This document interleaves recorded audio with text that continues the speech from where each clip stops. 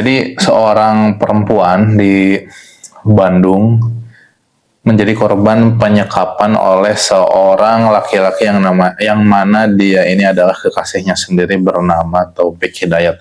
Si korban namanya Yupita ya, perempuan. Jadi si Yupita ini disekap dan disiksa oleh si Taufik ini selama pokoknya dari 2024 sampai hari ini 2026. Mungkin teman-teman udah lihat lah ya keadaan si Yupita ini seperti apa. Jadi wajahnya itu sudah jauh ya.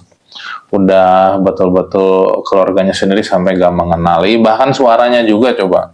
Ya, suaranya juga udah beda gitu dari suara yang dikenali oleh keluarganya. Kepalanya itu penuh nanah besar, penuh nanah akibat dari sangat sering itu dibentur ya oleh si topik binatang ini ya. Kemudian ini parah ya, mulut bibir atasnya ini digunting, jadi segini itu udah nggak ada, hilang. Giginya rontok yang sering ditonjokin. Jadi si Yupita ini kemudian dua matanya itu bengkak buta semuanya, telinganya sobek, kemudian ada beberapa luka bacok juga. Ini betul-betul psikopat ya, binatang psikopat ini si Taufik. Di sini kan ada air ya. Air itu bukan air liur ya, bukan air mata, itu tuh nanah dari kepalanya. Jadi kepalanya itu penuh nanah.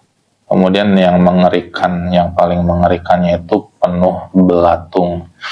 Tapi sekarang otomatis sudah dibersihkan. Itu keadaan pertama saat si korban ini dibawa ke rumah sakit Hasan Sadikin Bandung. Jadi awal mulanya itu yang membawa si korban ke rumah sakit Hasan Sadikin Bandung itu ada dua orang ya. Pertama si pelaku itu sendiri, yang kedua itu yang punya kosan, Pak Resa ya.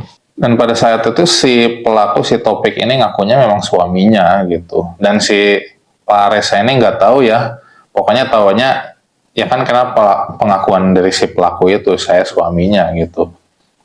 Dan jadi gini ya, ketika menjelang di rumah sakit itu kan pakai Grab katanya ya. Jadi si Topik ini nyuruh si Pak Resa ini, terus kumaneh bahasa Sundanya gitunya, sama kamu aja, nanti di sana kamu ngaku kayak keluarganya siapa, kayak omnya atau siapalah gitu. Ya otomatis kan si Pak Resa ini langsung curiga ya. Ketika di dalam itu ditanyain identitas keluarga, kan bingung, nggak ada. Akhirnya si Pak Resa ini ya manggil langsung si Topik ini ya. Situ si Topik itu ngamuk ya. Jadi gini ya teman-teman, ini si Topik ini karakter yang saya lihat itu binatang ya, jahat, manipulatif. Jadi dia itu memanfaatkan mungkin keluguan dari perempuannya. Jadi korbannya itu nggak cuma satu ternyata ya, hari ini korbannya itu banyak yang speak up. Ada beberapa korban yang memang sudah menjadi korban, dan ada juga yang hampir menjadi korban. Yang nggak jadi untuk jadi korban itu karena memang mungkin kritis ya. Heran gitu ya, ini orang baru ngehubungin udah mulai berani kayak gini ya. Akhirnya nggak direspon sama sekali. Walaupun si Topik ini ngamuk-ngamuk ke si calon korban ini. Memang terkadang hidup itu harus suuzon ya, untuk keselamatan diri. Kemudian si Topik ini juga punya karakter yang temperamen, yang otomatis bisa kita lihat ya, ini tukang pukul. Kemudian ini ada karakter pecundang, beraninya sama cewek doang. Kira-kira kalau misalnya si Topik ini ada di depan kamu, ini mau kamu apain ya? Misalnya berada di tengah kerumunan warga dan kamu ada di situ ya, kayaknya mending langsung dibawa ke masjid buat disolatin ya. Jadi pas di rumah sakit Hasan Sadikin Bandung itu, si Topik ini menghubungi keluarga si Yupita. Kemudian keluarganya datang.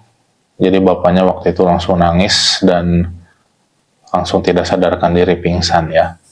Bahkan di awal-awal itu keluarga tuh sempat gak percaya, masa sih kayak jauh banget gitu kan dari si Teh Yupita yang dikenal gitu kan. Udah betul-betul parah ya.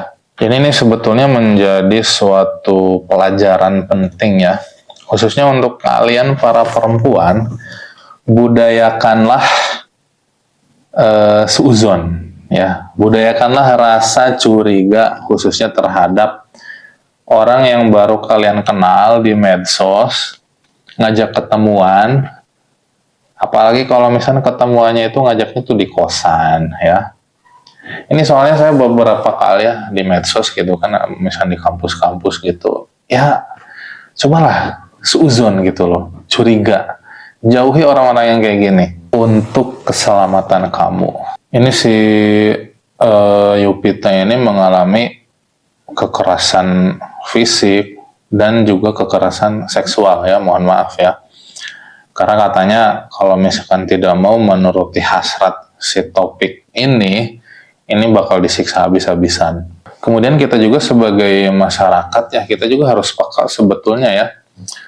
Misalkan kita itu tinggal di kosan ya, kan ada tetangga-tetangga. Ya kalau misalnya ada suara kayak pukulan apa-apa, kalau misalnya sering terjadi ya kita patut curiga dan perlu dicek. Kemudian yang menjadi korbannya juga kita udahlah kayaknya nggak usah menunggu pertolongan orang lain, karena siapa lagi yang akan menyelamatkan diri kita kecuali kita sendiri gitu loh. Sebetulnya nggak cuma dengan orang baru ya, bagi kalian juga yang misalkan ya memang pasangan kamu sekarang itu yang memang bisa dinilai toksik gitu kan. Apalagi kalau misalkan punya karakter temperamen, tukang pukul, udah berkali-kali menzolimi kamu, tapi kamu itu masih berpikir ya mungkin nanti juga berubah lah. Ya kalau berubahnya tambah parah gimana ya? Apalagi kalau misalkan kamunya tuh pasif gitu loh.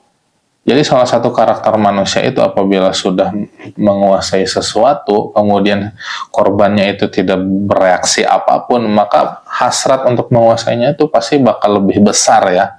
Mungkin doa dari saya untuk korban, semoga diberikan kesabaran, kekuatan ya, untuk melanjutkan hidup, walaupun mungkin keadaannya seperti sekarang ini, dan mungkin lebih mendekatkan diri kepada Yang Maha Kuasa ya. Banyak orang yang mensupport kamu, ya orang tua, keluarga, dan tentunya ini kamu punya keluarga baru yaitu para netizen. Jadi untuk kalian para perempuan yang memang merasa pasangan kamu itu toksik ya, jangan sampai menunggu celaka dulu. Selamatkan diri kamu dari sekarang. Misal kamu itu punya masalah gitu kan di rumah, di keluarga, jadi orang tua itu berantem terus, maka sebetulnya tidak ada pilihan lain kecuali tetap untuk tenang dan berpikir secara sehat ya. Jangan sampai kita ini punya masalah malah larinya itu kepada masalah yang lebih besar, yang lebih menghancurkan. Kamu itu menjadi korban KDRT ya di keluarga kamu, dipukulin sama ayah kamu, keluarga bukan rumah bagi kamu, tidak ada tempat mengadu, maka sebaik-baiknya tempat mengadu adalah Allah Subhanahu wa Ta'ala ya.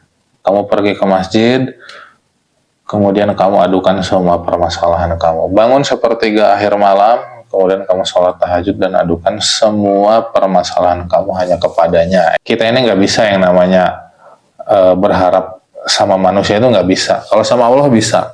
Ya, kitanya harus sabar. Dan pasti yakinlah bahwa Allah akan memberikan jalan keluar terhadap setiap permasalahan yang kamu miliki. Kalau ada masalah itu sebetulnya jangan dihadapi sendiri ya. Misalnya ada teman atau siapalah gitu kan, orang yang kamu percayai, kan kamu itu bingung ya harus seperti apa. Orang berpengalaman ya menghadapi hal-hal yang di luar nalar gitu. Ya kamu kan bisa minta pendapat ke orang lain. Jangan sampai kamu menunggu hal-hal yang tidak diinginkan. Kemudian untuk bapak dan ibu yang anaknya itu kerja jauh, perantau ya, komunikasi itu penting, tapi jangan sampai komunikasi itu hanya sekedar chat WA ya. Belajar dari kejadian dari Yupita ini, jadi komunikasi itu masih katanya memang ada perubahan ya ketika masih bekerja di Ranca Ekek, Pasteur, ini komunikasi itu intens ya tiap hari, bahkan sering pulang ke rumah kalau tiap minggu itu. Tapi semenjak yang katanya itu mutasi ke Majalengka, padahal enggak ya, itu mutasi ke Majalengka itu bohong, dan ternyata itu mulai dibawa kabur sama si Taufik ini. Jadi semenjak dibawa kabur itu komunikasi itu tetap ya sebulan sekali, tapi itu nggak apa ya, agak aneh gitu kan. Komunikasi yang bagus itu adalah video call ya, apalagi kalau misalnya anaknya perempuan, video call. Dan memang harus ada kunjungan juga ke tempat kerja, ke tempat tinggal ya, seminggu sekali atau sebulan sekali dari keluarganya ya. Jadi keluarga itu wajib memiliki sifat posesif terhadap anak perempuan. Posesif itu bagus ya, karena demi kebaikan. Semoga kita semuanya selamat ya dari orang-orang kayak gini tuh. Karena memang realitanya orang-orang kayak gini tuh ada ya. Menurut saya sih mending ini orang gak usah dikasih ampun. Hukuman mati sekalian. Dan memang si Yupita juga kan pengen si Topik ini memang dihukum mati gitu. Bahkan terkadang mungkin hukuman mati itu kayaknya kurang ya. Hukuman mati tembak udah gitu. Ya teman-teman bisa ambil kesimpulan sendiri. Tapi walaupun misalnya dihukumnya itu penjara, ya dia penjara juga ya. Memang di penjaranya itu sudah ditunggu oleh para seniornya. Sudah ditunggu ya oleh mungkin para penghuni yang di sana sudah nggak sabar menunggu kedatangannya gitu. Sebagai penyambutan. Sampai hari ini si Topik ini masih buron dan ya si Topik ini sudah pasti tertangkap. Pasti ini. Bagi teman-teman juga pasti udah lihat wajahnya seperti apa ya. Jadi kalian khususnya yang di Bandung itu, kalian lihat wajahnya baik-baik. Kalau misalnya ada orang kayak gini itu langsung aja ya hubungi 110 ya. Jadi kalau misalnya saran dari saya sih, kalau misalkan ada yang melindungi si Topik ini, mending penjarain juga. Karena ada salah satu selebgram ya, influencer, kayaknya dia dari Bandung, namanya tuh Sultan. Jadi dia itu mendapatkan DM ya mungkin, dan disinyalir DM-nya itu dari keluarganya si Topik. Dia menyalahkan jadi si Sultan ini kan memviralkan kasus si Yupita ini ya. Kemudian jadi isi DM-nya itu, jadi seolah menyalahkan tindakan si Sultan, kenapa ini diviralkan, emang kamu keluarganya gitu kan. Ya kalau misalnya berbuat baik itu kan gak harus keluarga dulu ya. Kita melihat ini ya kemanusiaan, ya udah, atas dasar kemanusiaan ini yang terbaik memang. Intinya semoga si Topik ini ditangkap. Dan untuk saya pribadi sebetulnya penasaran ya, ini hukumannya apa kira-kira. Ini negara Indonesia kita akan memberikan hukuman apa untuk pelaku kriminal si Taufik Hidayat ini. Kita berharap semoga dia dihukum seberat mungkin ya, kalau bisa mau hukuman mati.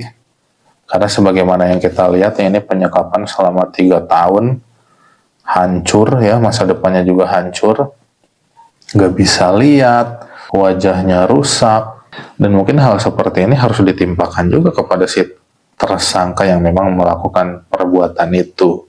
Terakhir lah ya, bagi kita yang memiliki anak perempuan, didiklah anak perempuan kita untuk membiasakan berpikir logis terhadap segala sesuatu.